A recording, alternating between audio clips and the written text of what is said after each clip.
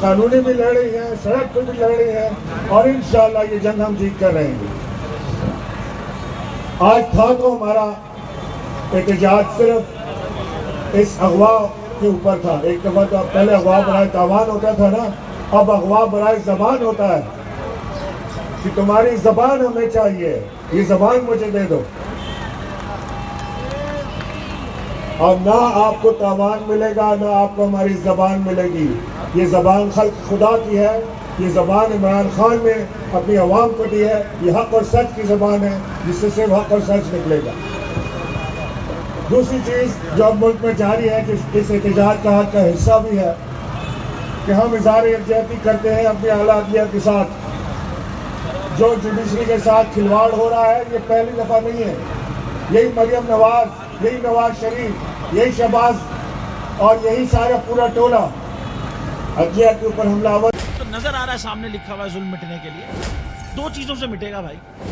ایک عدل کی کرسی پہ جو لوگ بیٹھتے ہیں نا, وہ عدل کے حساب سے فیصلے کرنے لگے. دوسرا قوم نکل کھڑی ہے اس ظلم کے خلاف, تو ظلم ختم ہو جائے گا. یا ان دونوں میں سے کوئی ایک چیز ہو جائے یا دونوں ہو جائے. اگر 420 کا مقدمہ تھا, اس وقت عدلیہ میں جو لوگ بیٹھے ہوئے کیس دیکھ رہے تھے وہ پوچھتے نا یار چیٹ ہوا کون ہے. جب ان کو دکھتا کوئی چیٹ نہیں ہوا, کیس ختم کر دیتے.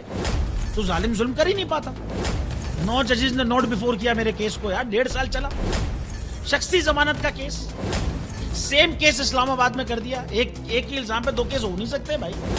مطلب 60 دن کا وقت ہوتا ہے, 102 دن کے بعد میں جیت گیا, کیس بری ہو گیا, 102 دن کے بعد اپیل فائل کی, ایکسپٹ کر لی. نہیں کرتے نا ایکسپٹ, ختم ہو جاتا نا ظلم. یار بھری عدالت میں مجھے بری کر دیا, پھر پتہ نہیں کیا ہوا 2.5 گھنٹے بعد کا نوٹ بیفور, میں نہیں سنتا یہ کیس.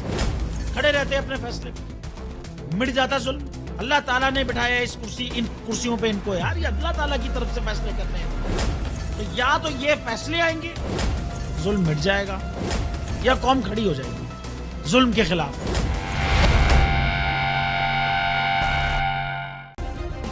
سبسکرائب کریں اور بیل دبائیں تاکہ کوئی خبر رہ نہ جائے.